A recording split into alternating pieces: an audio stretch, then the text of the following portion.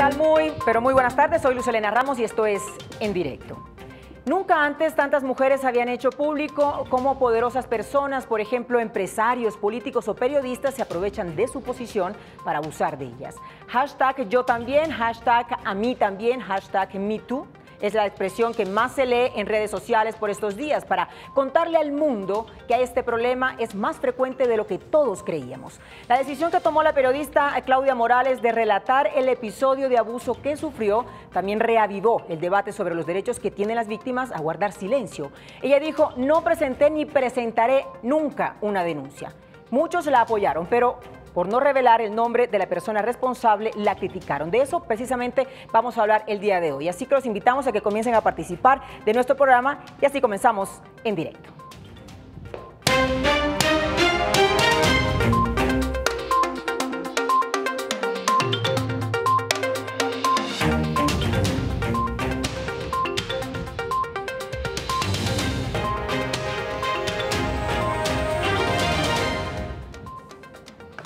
Muy bien, y quiero que iniciemos con nuestro habitual voz pop. ¿Qué puede llevar a una mujer a no denunciar a su agresor? Esto es lo que opina la gente en la calle. Yo pienso que nos da miedo por la falta de interés y por la falta, pues, de apoyo de las autoridades. Pues muy pocas veces uno denuncia y pocas veces pues realmente hacen algo. O sea, nos sentimos desprotegidas por ese lado. Entonces, pues obviamente uno denuncia y hace el denuncio, pero a veces no hacen nada, las autoridades no hacen nada. Por miedo a que tomen represalias el marido o las personas que las agreden, sea conyugal, sea de trabajo, sea de parientes, sea de amigos. Entonces yo pienso que si ellas denuncian y se enteran, las agreden más y pueden atentar contra ellas y contra la misma familia o sus hijos o sus demás parientes. Entonces, bueno, pienso que la mayoría de las veces de pronto son creadas en este ambiente de intimidación maternal, problemas de familia desde su niñez, y otras veces porque de pronto la manipulación psicológica de los agresores es demasiado fuerte. Ese es mi punto de vista. En realidad es porque eso ya viene de generación en generación, ¿cierto? El patriarcado antiguamente, cuando las mujeres teníamos que sublevarnos ante los hombres, entonces todavía sigue ese pequeño estigma ahí. Y pues a muchas mujeres también les da miedo, es porque de pronto por el rechazo a la sociedad. Porque les gusta que las maltraten, porque se acostumbran a eso, no se valoran como personas, no se valoran como mujeres, porque creen que porque el hombre es macho, es fuerte, entonces ya con eso tienen la palabra, y no es así. Yo creo que las mujeres, si podemos sacar adelante un hogar, si podemos sacar adelante un trabajo, creo que también podemos sacar adelante eso, o sea, el respeto por nosotras mismas. Es una situación que le puede dar pena o vergüenza a algunas mujeres porque de todas maneras no es una situación fácil. En muchas ocasiones el agresor puede ser una persona bastante violenta o incluso con poder que le puede afectar bastante su vida. Sin embargo, mujeres, hay que denunciar, hay que hacerlo porque de todas maneras no podemos permitir que los agresores se salgan con la suya, así que a denunciar.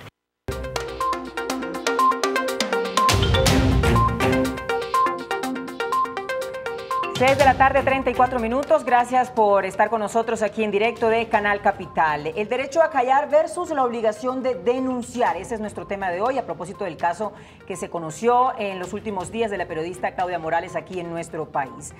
Quiero que comiencen ya a participar. Quiero que nos cuenten su caso, que nos compartan sus experiencias. Aquí tenemos dos invitadas muy especiales, pero voy a ponerles desde ya nuestra línea telefónica que está apareciendo, 457-8300, y allí marcan la extensión 5225 y 5226 para que nos llamen ya aquí a nuestro programa. Para hablar de este importante tema, están hoy conmigo Marta Ordóñez. Ella es periodista. Entre el 2008 y el 2013 fue concejal de Bogotá. Desde el 2015 está a cargo de la Consejería Presidencial para la Equidad de la Mujer, y también está aquí conmigo Marisabel Covaleda. Ella es gestora cultural con estudios en Derecho y Cooperación Internacional para el Desarrollo, pero además fue víctima de una golpiza por parte de su exnovio y se convirtió así en todo un símbolo contra la violencia hacia la mujer aquí en nuestro país. A las dos, mil gracias por acompañarnos aquí en Directo. Muchísimas gracias. Bueno, yo quiero que empecemos, María Isabel y Marta, a poner este tema en contexto, precisamente contando la experiencia de María Isabel. María Isabel, para que la gente sepa de qué es lo que estamos hablando.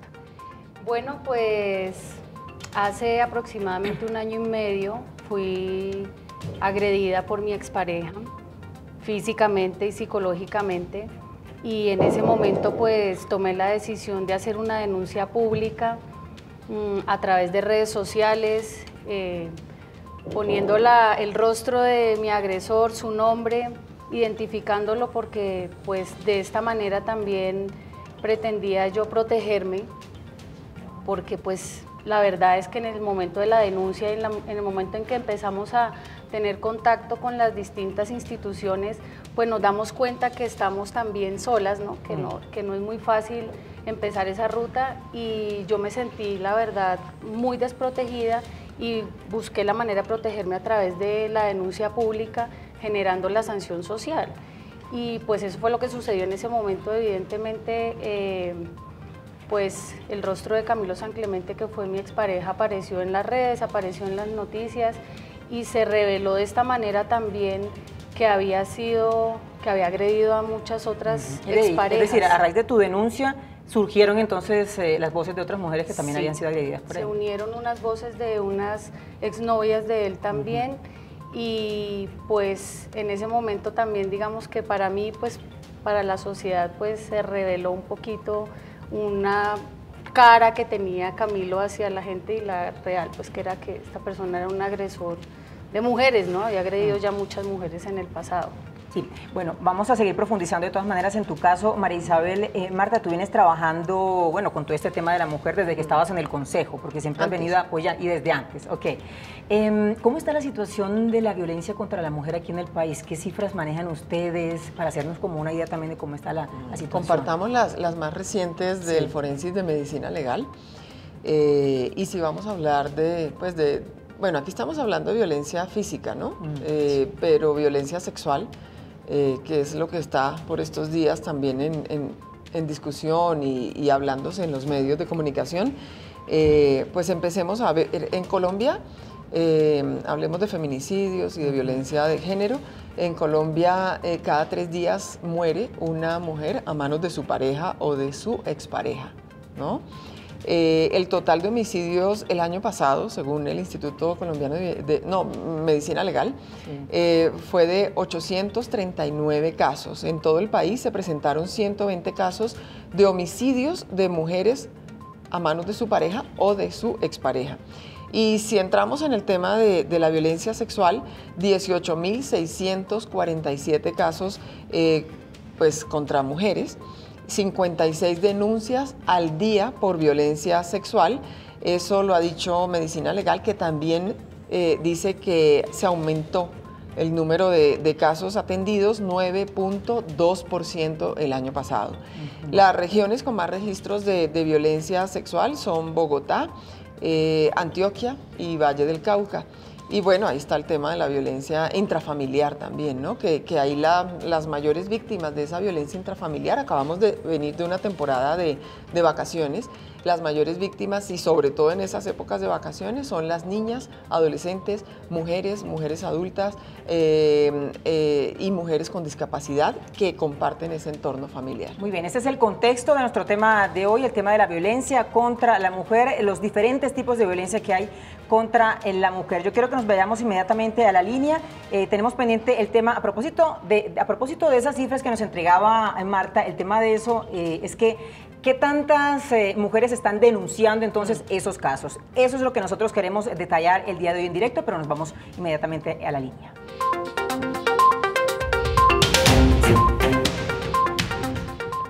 Hola, buenas noches. ¿Con quién hablo? Buenas noches, hablas con Jimmy Stroin. Hola, Jimmy. Cuéntanos. Mire, yo quiero preguntar lo siguiente. ¿Hasta dónde el derecho a guardar silencio de la periodista Claudia Morales es un mecanismo de protección para un culpable violador? ¿Cómo se puede equiparar eso? Si el derecho a ella a guardar silencio no termina protegiendo a un violador. Y voy un poquito más. ¿Qué diferencia hay entre el caso de la señora que fue abusada por el periodista Rugeles y que al final ella terminó protegiéndole, y este caso que Claudia no dice el nombre y es un mecanismo de protección? Me gustaría que las expertas me ayudaran con eso. Muy bien, Jimmy, gracias por comunicarte con nosotros en directo. Mira, eso que dice Jimmy, Marisabel y Marta es precisamente una de las cosas que más le han criticado a Claudia, ¿no? Que no ha dado el nombre del responsable y ha generado todo un manto de duda, ¿verdad?, sobre las personas que fueron los jefes de ella en ese periodo, en fin. Y muchos dicen que lo peor es que obviamente está encubriendo a la persona que la violó, que el violador sigue suelto. Es precisamente una de las cosas como más duramente la han criticado. ¿Qué le podemos decir o cuál es el análisis que tú haces, Marta, sobre el tema de cuando nos atrevemos a denunciar, tenemos que hacerlo de manera completa o cómo ves tú el caso de Claudia? Ella está actuando conforme, digamos, la ley, la Constitución se lo permite, ¿no? O sea, una víctima, y más una víctima adulta, ¿no? Mayor de edad. Si estuviéramos hablando de un menor de 18 años, una jovencita o un joven, es diferente, o de un niño. Pero ella está amparada, ella puede decidir si dice el nombre o si denuncia o no. Él menciona al señor, el televidente que acaba de comunicarse que no anoté el nombre, Jimmy. Jimmy decía cuál es la diferencia de los dos casos, el de Marcela González, ¿sí?, con el periodista, sí, o el de Claudia Morales. Marcela denuncia, se va a medicina legal, porque además va con los golpes, con los hematomas, y denuncia inmediatamente y da el nombre de su agresor, ¿sí? Y Claudia Morales, pues parece que han pasado años, eso es lo que ella misma ha manifestado, han pasado años, ella cuando se revive y como que se activa todo ese contexto de lo que pasa con la violencia en el planeta, en el mundo entero, entonces con todas estas campañas, ¿no? Con Me Too y todas estas campañas, y las famosas y las periodistas y las actrices y, en fin, las mujeres denunciando y diciendo que fueron víctimas de X o Y persona o de X o Y violencia, pues ella empieza a meterse en el tema y habla del silencio, ¿no?, de las víctimas. Entonces, ¿qué es lo que pasa realmente? Que una víctima como Claudia Morales es muy posible que haya sufrido en carne propia ese estrés postraumático y lo que significa lo que ella dijo en su columna, porque ella dijo que todos los días lo vemos y que todos los días lo escuchamos. Sí. ¿Ustedes se imaginan ese estrés postraumático cuando las víctimas ven a su agresor y empiezan a revivir un montón de cosas, a revivir ese pánico, ¿no?, y esos momentos tan difíciles que tuvieron que vivir? Entonces, esa es una parte ahí importante del tema de Claudia Morales. Finalmente lo denunció y lo dijo, no está dando el nombre, pero se desahogó. Yo me imagino que eso haya guardado, quién sabe con quiénes lo compartirían. Dicen algunos que con muy poquitas personas, de pronto que lo sepan, pero está haciendo una catarsis. Ella se está desahogando y está diciendo, miren, yo viví esto, ¿sí? Ella además dice que no lo dejó como tan abierto y tan general, que fuera un hombre que se entró a su habitación y entonces hubo ese acceso carnal violento. Ella está diciendo que fue su jefe y dijo que era para quitar de una vez en esos imaginarios que pensaran que de pronto había sido un familiar, ¿no? Entonces ella inmediatamente pues cortó esa posibilidad. ¿Y a qué se refería? A la relación de poder. Cuando existe abuso o violencia sexual o acoso sexual laboral, ¿no?, que fue el que ella vivió porque dijo que era un jefe de ella. Entonces, cuando se maneja esa relación de poder, ahí muchas mujeres también reaccionan de muchísimas formas. Unas pues aceptan, ¿sí?, otras callan, otras denuncian, otras se van del lugar de trabajo, pero otras aceptan por pánico, porque de ese vínculo laboral dependen muchas cosas, posiblemente su familia, sus hijitos, no sabemos, ella, un estudio, pagando el carro, pagando el apartamento. Entonces muchas víctimas aceptan, callan, pero otras no, y se rebelan y denuncian inmediatamente o se van de ese lugar. Entonces la reacción de las víctimas es tan diferente dependiendo de muchas cosas también. Y no se debe juzgar, ¿cierto? La reacción que toman las mujeres para nada, porque a veces sentimos que es muy fácil poder juzgar, poder opinar, poder decir nosotros detrás con el tuiteando cosas y eso, pero hasta que no se vive una situación de esa, obviamente uno no puede decir porque... Y miren todo lo que se ha armado y todo el mundo saca, bueno, trabajó con estuvo en tal medio, trabajó con esta persona. Y capaz en Marta y Marisabel, que se dice nombre, también la crucifican y en fin, porque aquí en Colombia somos así. Suele suceder que a las víctimas, les voy a decir algo, víctimas de violencia sexual, de incesto, por ejemplo. ¿Sí? ¿Qué es lo que pasa a veces y qué usa el victimario para defenderse? Así sea una niña de 3, 4, 5 años, no importa, de 2, de 1, dice que la víctima lo sedujo, que la víctima lo provocó, que ella se insinuó, que ella se mostró. Mire, nosotros tenemos este estudio de tolerancia social institucional de las violencias contra las mujeres. ¿Y saben qué encontramos y saben cómo nos fue como país? Mal, ¿no? Porque se les revictimiza, porque no se les cree, porque se les juzga, ¿cierto? Porque se le dice a la mujer víctima de violencia, ¿y usted para qué llevaba ese escote? ¿Y quién la manda a llevar esa falda? ¿Sí? Entonces, así no es, lo estamos haciendo mal. María Isabel, tú has dicho el silencio perpetúa aún más la violencia. ¿A ti qué te motivó a hacerlo público? ¿Qué pasó por tu cabeza para poder denunciarlo, decir con nombre propio y todo, hacer pública la denuncia? Bueno, como comenté al principio, en ese momento obviamente tenía mucho miedo y sentí que no estaba debidamente protegida, y creo que en el momento en que yo denuncié y empecé a acudir a mi ruta de atención y me iba encontrando con cada una de las instancias donde para mí la atención pues no fue la que yo esperaba tener, y obviamente desde el desconocimiento, porque no me había visto en esa situación, era la primera vez que me pasaba en la vida, lo que sí sentí fue soledad y miedo de mi agresor. Entonces yo consideré en ese momento que hablar del agresor, ponerlo a él en la palestra pública, conmigo, claro, diciendo lo que a mí me había pasado, pues sentí que eso me iba a proteger de alguna forma, porque no, lo que no me imaginé en ese momento era lo que había detrás, pero yo no estaba pensando en desenmascarar a una persona, sino en protegerme yo, en proteger mi vida, en proteger la vida de mi hija.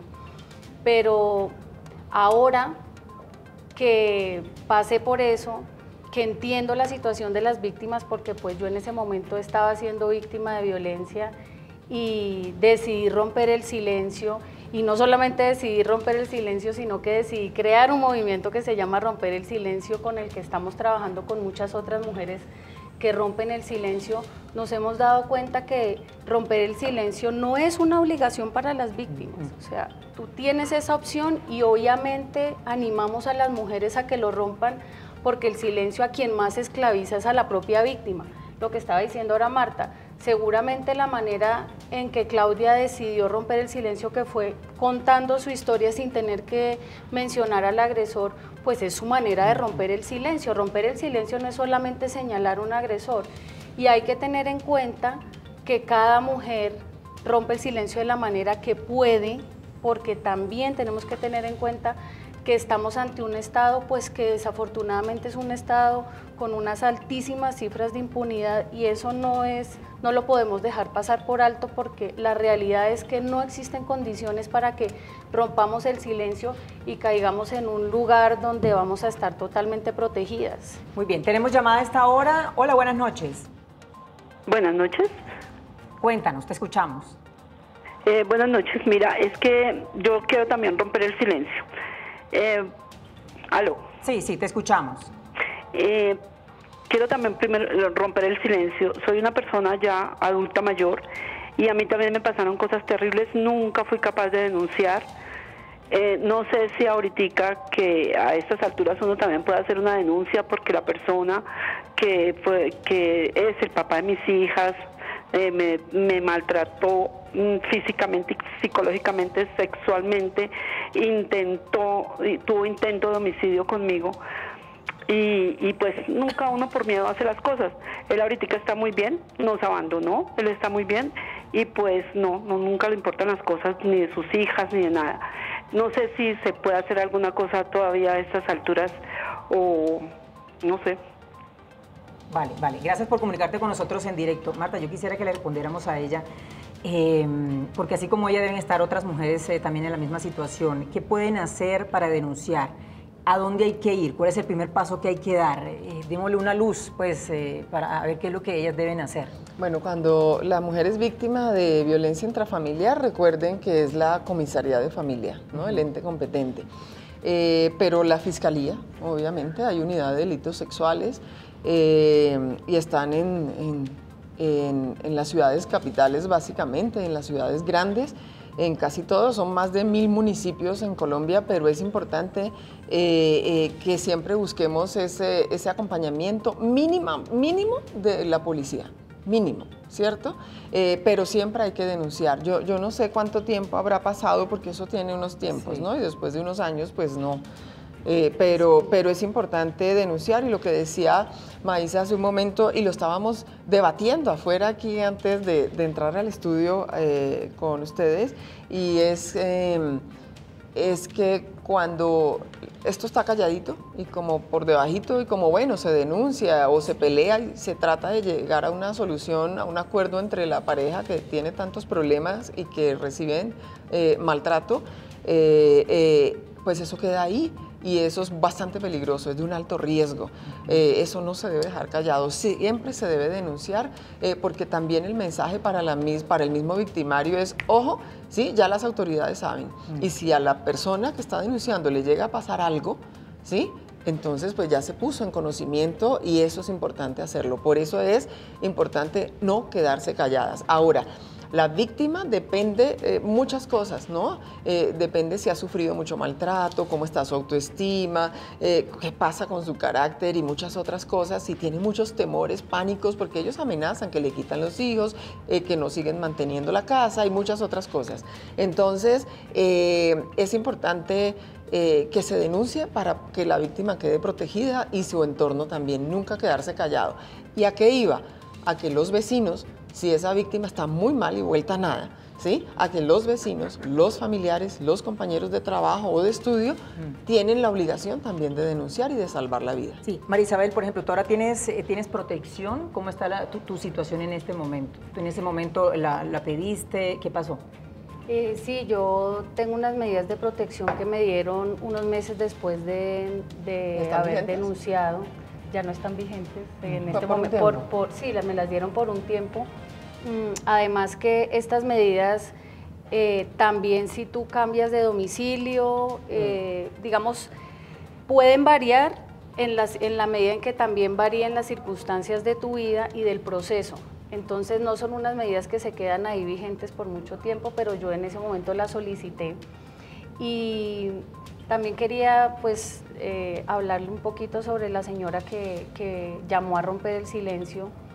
Una cosa que hemos entendido las mujeres que hemos roto el silencio y que nos hemos quedado apoyando a otras mujeres es que si bien necesitamos llegar a las instancias judiciales y denunciar, porque tenemos que entender que cuando no denunciamos le estamos dando la posibilidad a esa persona de seguir agrediendo a otras personas, y podemos impedirlo también con nuestra denuncia. No es tanto lo que nos sucede a nosotros con él, digamos, no es tratar de buscar un resarcimiento a través de un proceso jurídico, sino de impedir por medio de una herramienta que esa persona siga agrediendo a la sociedad. Eso es importante en esa medida, también en la medida en que tú te vas a proteger jurídicamente y te vas a blindar jurídicamente con esa persona. Y como eso no es lo único que va a suceder en tu vida, o sea, todo no se va a centrar en un proceso jurídico, sino que también hay que restablecer un entorno psicosocial, un estado emocional, un estado psicológico, pues existen muchos lugares donde puedes acudir a pedir ayuda.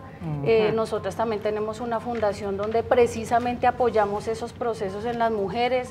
Entonces, yo creo que en este momento es un momento muy importante, porque no solo lo estamos hablando, sino que se están gestando nuevas herramientas para que las mujeres podamos hablar, para que podamos pedir ayuda y entre nosotras nos podamos apoyar. A propósito de esa ayuda y todo ese blindaje jurídico del que tú hablabas, María Isabel, yo quiero que también hablemos de qué tan difícil, Marta, es denunciar precisamente los casos, porque a ti te pasó una situación muy particular, ¿no? Que te dejaron ahí con tu agresor o junto a él, que te maltrataron. Yo quiero como que conozcamos un poco qué tan difícil es entonces poner la denuncia, pero tenemos una llamada a esta hora, ¿cierto?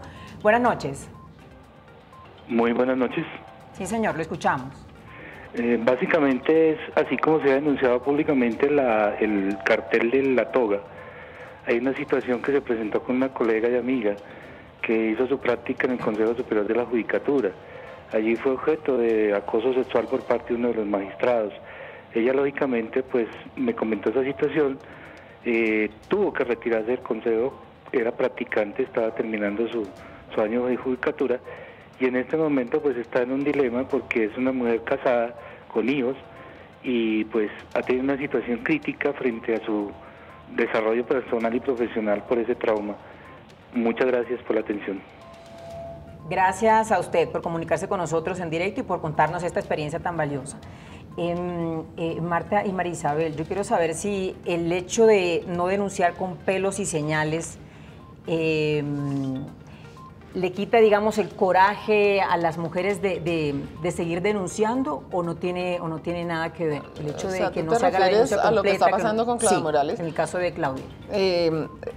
A ver, eso reafirma que alrededor pues hay muchas relaciones de poder, que pasan muchas cosas que impiden de pronto que se haga justicia, ¿verdad? Hablábamos con María Isabel, o con Maísa, como le decimos, hace un rato también de eso, de la impunidad y del alto riesgo, y de cómo se habla de que se ha aumentado la impunidad durante estos últimos años, y pues eso pasa. Se dificulta además el tema de la prueba, ¿sí? Hay algo gravísimo en todo el tema del proceso que vive una víctima, y es no priorizar la violencia contra las mujeres, o inclusive decirle a una mujer que desista, que llegue a acuerdos con su, ¿no? con su agresor, que aquí en el estudio de tolerancia lo tenemos, que si la agresión fue cuando él estaba con tragos en la cabeza, que ojo, que no le reclame nunca cuando esté prendido, borracho, en fin, sino que espere que se le pase, o que se le pase inclusive el guayabo, ¿cierto? Hemos encontrado, a ver, pues, como justificando no se hace la ¿cierto? valoración adecuada del riesgo, inclusive, ¿no? Que corren las mujeres en las manos de los funcionarios, o como se les dice ahora, servidores y servidoras públicas, están salvaguardar esos derechos fundamentales, la integridad, pero sobre todo la vida. Una mujer no se le puede dejar expuesta. Estábamos hablando de la medida de protección, y eso que incluye muy posiblemente el alejamiento del personaje, ¿no? ¿Cierto? Que no se acerque. ¿Sí? El acompañamiento a veces de un efectivo de la policía, inclusive cuando entra al hogar. Miren lo que pasó en el Centro Comercial Santa Fe. Dieron la medida de protección, se la otorgaron para la casa, pero quedó descubierta la víctima en el lugar de trabajo.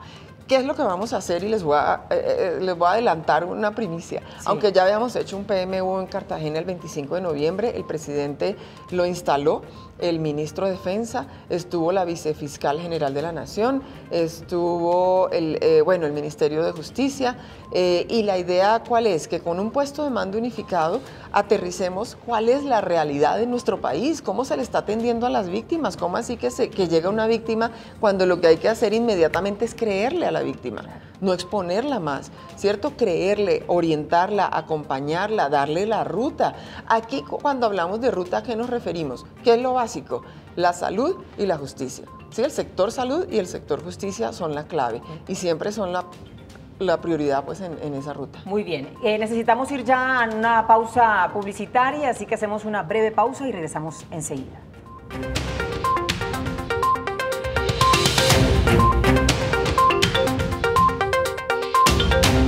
Este programa es patrocinado por Azúcar Manuelita, que refina el mejor azúcar del país. Recordemos la existencia de Dios cada día, aunque solo sea durante la breve duración de este programa. Pensemos en Él, digámosle que lo queremos amar con todo nuestro ser. Ofrezcámosle a Dios nuestras acciones, lo que piense en nuestra mente, lo que digan nuestros labios, lo que realicen nuestras manos. Tratemos de descubrir lo que Dios quiere de nosotros. Él nos creó para que actuáramos como Él, para que nos pareciéramos a Él, para que nos asemejáramos cada día más a Él y pudiésemos así vivir con Él en el cielo. Aprendamos de Dios, mirémoslo, digámosle, enséñanos a amar, enséñanos, Padre del cielo, a servir. Dios mío, en tus manos colocamos este día que ya pasó y la noche que llega.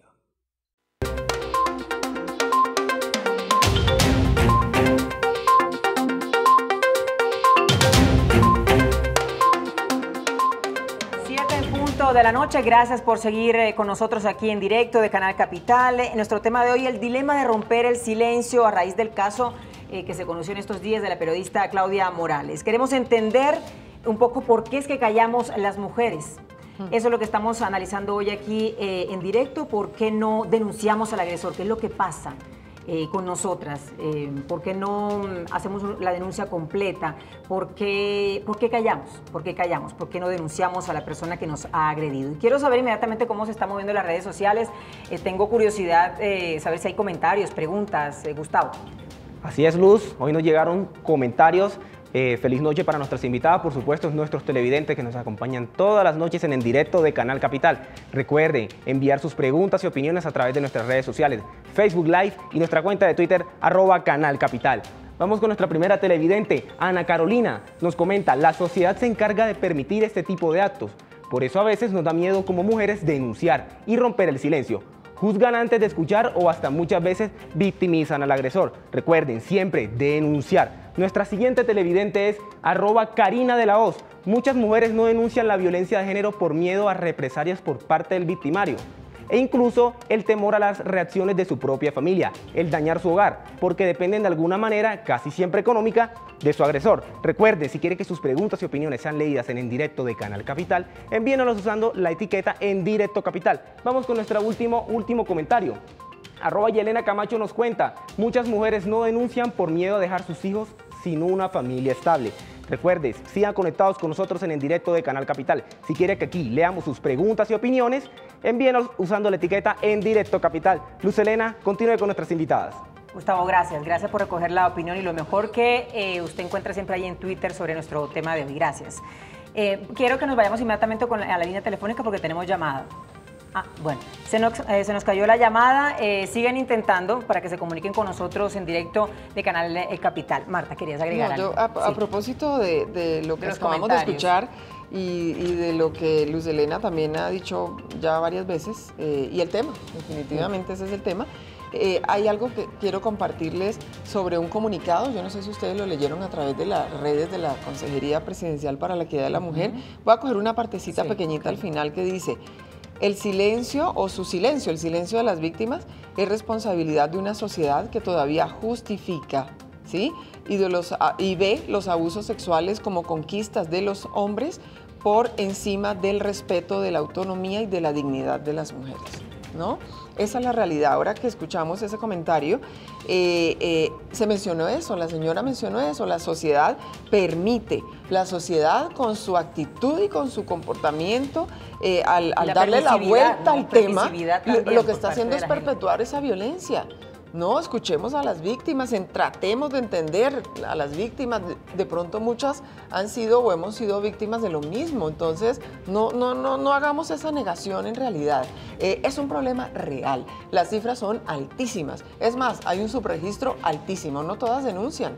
Hay víctimas que después de un exceso carnal violento en la calle van y se meten a la ducha en su casa, ¿sí? Y empiezan a bañarse, pueden durar media hora, 1 hora, 2 horas, 3 horas tratando de quitarse porque son ellas las que se están sintiendo manoseadas, vulneradas y hasta muy mal, no voy a decir la palabra, pero se están sintiendo muy mal y creen que con esa agua que les cae se van a limpiar toda esa agresión y toda esa vulneración a sus derechos fundamentales. ¿Sí? Aquí lo importante es respetar a la víctima. Si la persona, la mujer, esto también le pasa a los hombres, ¿no? Sí, le pasa a los niños, le pasa a los adolescentes, no solo a las niñas y mujeres.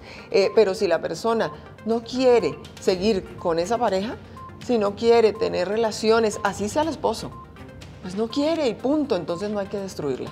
Sí, Marta, a propósito, sí, Marisa. Quería hacer una acotación aquí, pues con la pregunta del programa, que es ¿por qué las mujeres no denuncian a su agresor? Las razones son, como todo el mundo lo ha dicho, es el miedo, es la vergüenza y es la culpa también. Entonces, ¿qué evidenciamos ahí? Si hay miedo, le tenemos miedo a los agresores, pero porque no hay una intervención ni social ni legal para que este miedo se desvanezca. Claro que nos da vergüenza porque pues la sociedad, ¿qué es lo que está haciendo con las víctimas cuando denuncian? Juzgarla. Y obviamente la culpa también recae porque lo primero que le dicen a una víctima es ¿usted por qué se quedó ahí?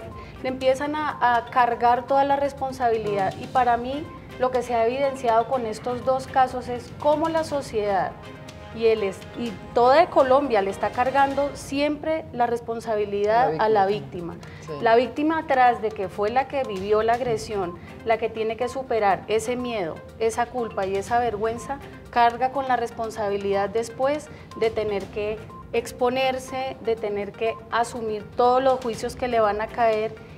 Y creo que ahí la discusión se está planteando desde un punto que no es el que debemos seguir planteando, no es seguirse centrando en qué es lo que las víctimas tienen que hacer, sino qué es lo que tenemos que hacer como sociedad, dónde estamos nosotros como sociedad para ejercer esa sanción social y dónde están también los funcionarios para que cumplan con sus funciones y permitan que la impunidad no siga siendo el factor determinante para que las mujeres no rompan el silencio. Por esa razón las mujeres no rompen muchas veces el silencio, por eso que ustedes dos acaban de decir, y yo quiero agregar esto que ha dicho el columnista Ricardo Silva en su columna Empatía, así la llamó, y ha sido la columna una de las más leídas el día de hoy. Dice, porque acá uno nunca sabe.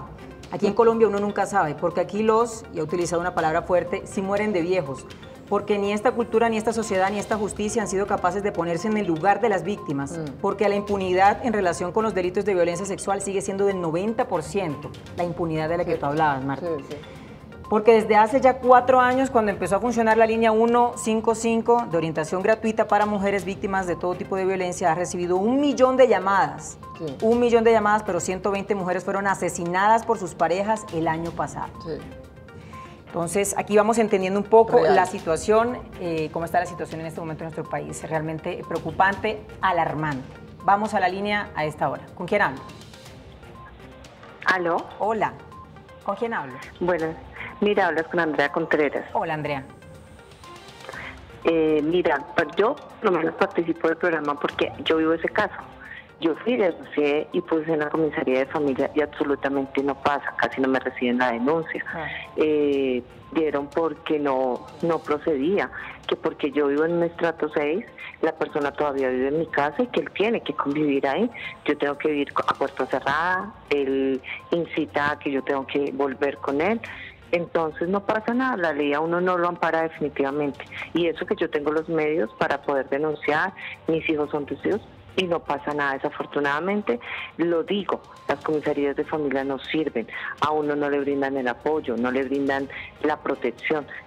Vaya y si quiere, entonces llévele la boleta al señor a ver si se presenta, no se quiso presentar, entonces la denuncia es como para ver si en algún momento, si yo que de pronto vivo en un estrato más alto, ¿cómo será otras personas que no tienen ni cómo acercarse a una comisaría y ni siquiera las escuchan?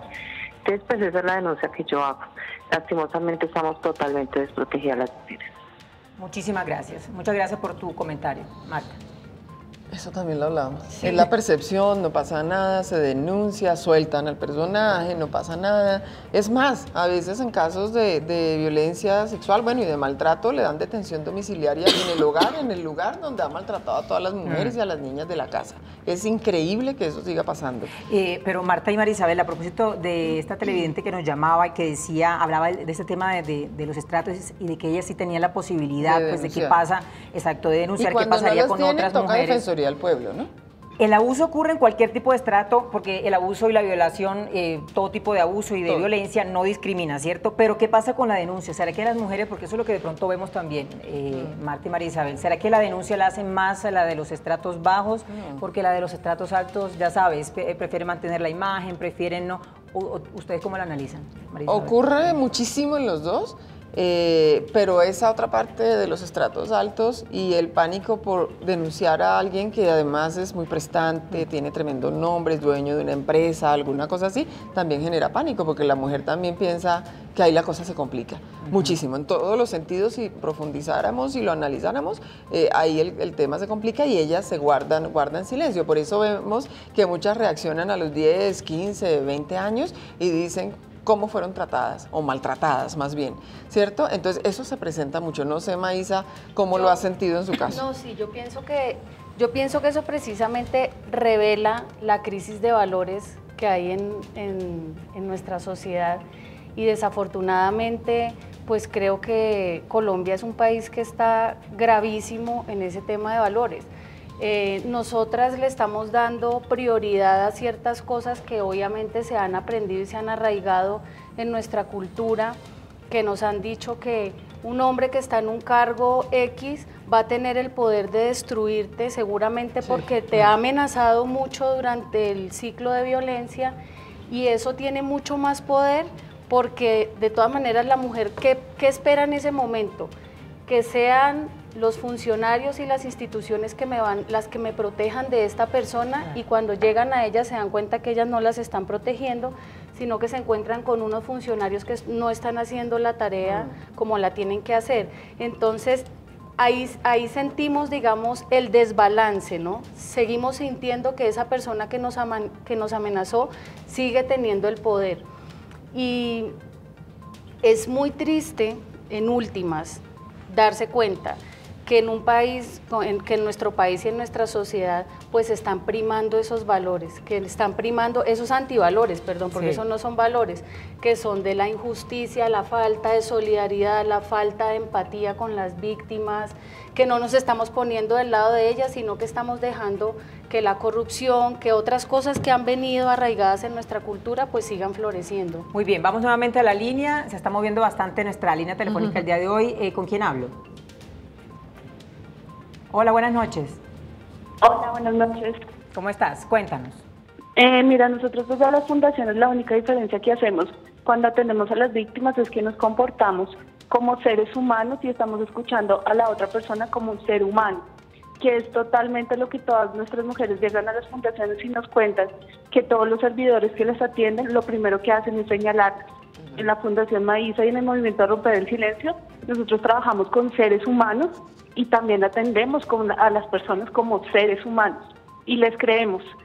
Obviamente necesitamos un proceso judicial, obviamente, pero lo que necesitamos es que la ley sea certera y que los funcionarios que la están llevando a cabo sepan cómo hacer esto, porque siempre tildan a la víctima como la culpable. Eso es lo que quería decir. Revictimizar a la víctima, revictimizarla. Muchas gracias por comunicarte con nosotros en directo. Eso fue lo que salió aquí, en este estudio que se hace cada 5 años, este es el segundo, esa es la verdad, ¿sí? Por eso todos los días de la vida se les capacita.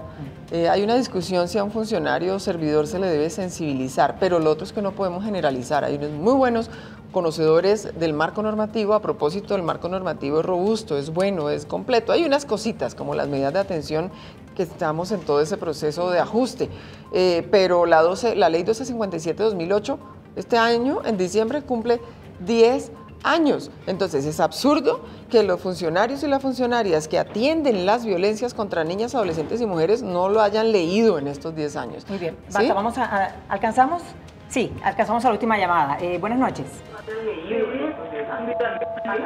Hola. Sí, Hola, buenas noches. No, ya no. Bueno, se cayó la llamada desafortunadamente. Hay otra ley. Marta y Marisabel, desafortunadamente tenemos solo un minutico. Tocó hacer otros, claro que sí, porque esto es un tema que da para hacer otros programas. ¿Y saben qué necesitamos y les sugiero? Sí. Alguien, o sea, un experto en salud mental, una persona, psicólogo, psiquiatra, para analizar esa otra parte de las víctimas, de por qué no se atreven, por qué les da tanto miedo. Sí. Es importante que lo hagamos. Muy bien, a las dos, mil gracias por acompañarnos aquí en directo, ojalá las volvamos a tener. Y quiero decirles esto, miren, ninguno de nosotros puede juzgar a quien calla una violencia sexual o la denuncia después de 10, 15 o 20 años. Nadie se puede permitir de poner en duda hasta que se compruebe lo contrario, la veracidad de los abusos que son contados por una víctima. Nadie. Este proceso mediático que estamos viviendo en estos días puede hacer que las mujeres pierdan incluso el coraje, condenándolas definitivamente al silencio. Ninguno de nosotros puede decidir cómo debe reaccionar una víctima de violencia, porque no lo sabemos, no lo hemos vivido, no podemos decirlo. Aquí en directo estamos cerca de ustedes, de las que tienen el coraje, de las que no lo tienen, de las que no han reaccionado y de aquellas que lloran en este momento. En fin, el lunes nos vemos con otro tema de interés aquí en directo. Muchas gracias.